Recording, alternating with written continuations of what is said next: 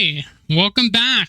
This is the Joe Ligato Show, and I'm your host, Dr. Joe Ligato. So if you watched the prior video of me providing commentary and analysis on Vladimir Putin's speech at the St. Petersburg International Economic Forum, you know that I'm really hyped to talk about the topic that we're talking about now. In fact, I went from the prior recording to this one pretty much immediately afterwards. Usually I'll take a little bit of a break, but yeah, this just is so interesting to me. We're getting into talking about data science, big data, automation, AI.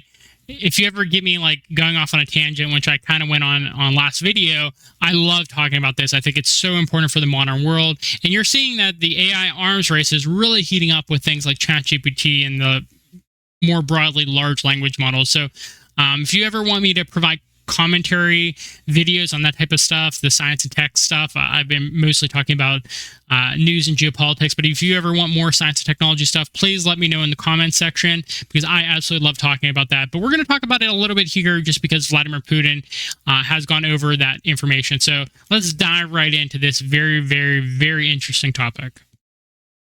Damage our national security or the interests of our citizens. We have already agreed on concrete proposals to that end with my colleagues. Of course, we are somewhat lagging behind. We have to catch up and keep abreast. Okay, so that's really cool that he's willing to admit that Russia is behind in the artificial intelligence, big data space compared to the United States and China. The thing to remember, though, is I talk about China being about 2 years behind in terms of generative AI, large language models types of things. But when I'm talking about 2 years behind, I mean 2 years behind the first place country that pioneered it, which would be the United States in a lot of ways. So they're the ones that are at the cutting edge right now. And the thing is, if you're following in someone else's footsteps, it's actually usually a lot easier because you can figure out what they did correctly and what they did wrong in order to catch up to them. So being 2 years behind means that this was where the United States was 2 years ago. That doesn't mean it's actually going to take China 2 years to get caught up. In fact, China has a lot of advantages that if they focused on it, I could easily see them catching up in 6 months. And because of the advantages that I think are innate to their country, such as the amount of data that's collected and the large population size, I think they could actually far exceed the United States in terms of generative AI and large language models within a year easily. It just really depends on how much of a focus it is for China to get caught up on these things. I personally think it should be a major focus, and I'm going to have to look into it to see exactly what steps are being taken in that regard. Are there specific steps? Are they putting as much emphasis on this as, say, like semiconductor technology? Because I think they should. I mean, semiconductor technology is a more basic technology that will help with artificial intelligence, but really need to also focus on the artificial intelligence. The advances are happening so rapidly that you can't be left behind on that front. Everyone is using Chat GPT now. It's such an innovative technology. If you just wanted to brainstorm something with people, you now have Chat GPT that works, I would say, better than a lot of people when it comes to having a brainstorming session, but that's just me. Anyways, back to the video. Of the process. Very soon, I will listen to the report by the government on this subject. On a regular basis, we consider the introduction of new technological solutions in the Russian economy. We hold a yearly conference on AI. Starting this year, we are launching a new special platform, which is entitled the Future Technology Forum. On a yearly basis, this will serve as a platform to talk about the cutting-edge technological discoveries companies. Well, I guess there's a couple things that are of interest to me there. One, it's obvious that they emphasize this. They think it's important.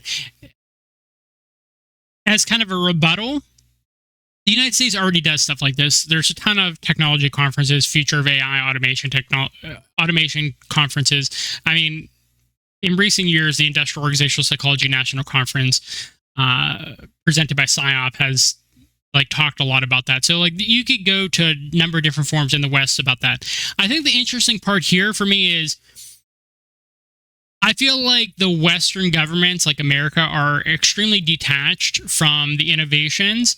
Whereas if you look before in the Cold War era, the United States government was really providing a lot of funding to make sure that these things happen. And maybe they are still, and it's just all a secret, but like there's been a lot of federal funding that's just been kind of decoupled from what I would say is critically important strategic technologies for the United States. And instead they're just like focusing on like gender and racial diversity research studies in the military or something silly like that. Like it's just, they don't focus on critical key technologies that would actually be beneficial for the nation anymore. But you see here that Vladimir Putin does, and he's like, he recognizes the role of the government in the economy is to act as that gardener that I've talked about in prior videos, where when the economy grows in ways that are maladaptive, bad for the nation, you have to prune those parts off, and you like cultivate it to grow in certain ways. You guide it to grow in certain ways that are more adaptive, more beneficial for the nation state, and less detrimental and less maladaptive. And so I think he recognized that Gardner example that I'm clinging on to for dear life and refuse to give up, even if it's a really like cheesy, not particularly good example. I plan on sticking with it, but he understands that. I think he understands the role of government in the economy, or what I think the role of government in the economy is. Really, they should just hire me as a consultant. I obviously I've been talking about this for a decade. I'm pretty much like a prophet, just like predicting the future. Back to the video before I ramble on anymore. Regions, research teams will present their discoveries, share experience, and latest solutions. The first forum is gonna be held in July, so very soon they will talk about promising ideas and calculations and data transfer. I invite all of you to participate. Technological changes are happening at a breakneck speed. To be efficient, we need to automate production processes on the scale of whole markets. And we've got some very good working platforms in Russia that are in case in point. I refer to Yandex, especially in taxi, also the automatic lending in Sber, and the e-commerce platform of Ozon. But more industries, more institutions have to be covered by these initiatives. And when we build the Techno-Economics of the future, this should be economics with the institutions that are based on completely new technological principles. This platform principle with regard to data management is actively introduced at the Russian government and across the regions. And in terms of this digital public administration, we are one of the world leaders. This is a fact. We've got to reinforce our positions and move forward. Dear friends, the format of our discussion prevents me from broaching all the issues related to supply economy. I hope that I'm afraid I've already exhausted you, but I have to tell you that the Russian government is charged with working in detail on each and every aspect I've just enumerated. One of the key indicators we are guided by is the inflation rate. See, that's something I really feel like I should emphasize here, is that Russia is very advanced in certain technologies, but I would say the technologies that really came out since the collapse of the Soviet Union, the new kind of branches of technology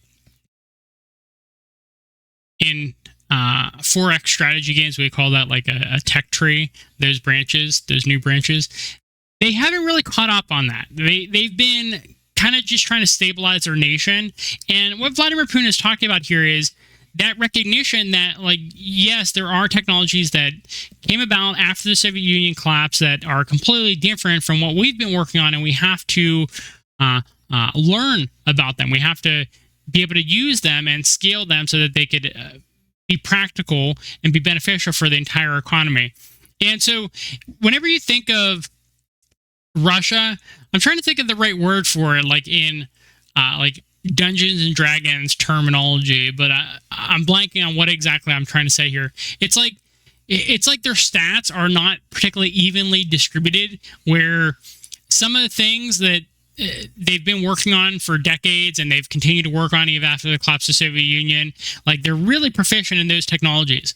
But then you don't really see them as much because they're not like the cutting edge technologies. And so you see these cutting edge technologies and you're like, oh, Russia is just a gas station masquerading as a country, because you don't see that they've continued to progress in the kind of staple technologies of a bygone era from the Cold War times. And so they're really, really proficient. And you're seeing that in terms of the Ukrainian situation in things like artillery production and even just creating a good supply chain. Like, they understand those staples that aren't new innovations within the past 3 decades, right? But when it comes to some of these artificial intelligence innovations, they just kind of dropped the ball because it wasn't things that were being talked about before the Soviet Union collapsed. And so, like, they continued the trajectories that they had previously had when they were the Soviet Union, but they didn't add in new branches. And I understand, like, they couldn't. They were working on their country. Their country was falling apart. I mean, I'm surprised it ended up reemerging as a superpower after all that went on under the Boris Yeltsin era. And so they couldn't create new branches of technology. They couldn't adapt to the changing circumstances. They had to just focus on what they already knew and continue to grow in that. But Vladimir Putin here is talking about there are certain things that we're behind in, he freely admits, that we need to catch up in. Certain branches of technology in the tech tree that we just haven't focused on at all. We haven't dedicated any of our research points, if we're talking like Stellaris or something like that, to unlocking this tech tree. And so they're unlocking this tech tree. All right, I'm going to end the video there before I make any other Stellaris, Europa Universalis comments, use analogies from that. So, like, I'm just gonna stop there. So if you like this video and if you like my Stellaris jargon, please upvote the video and subscribe to this channel. We're constantly innovating. We're constantly coming up with new things, including just like random analogies from Stellaris. So if you like that kind of thing, we are here for that, providing content on a daily basis. So we'll be back with more content in another day. So thank you for watching, and I hope you have a good rest of your day. Bye.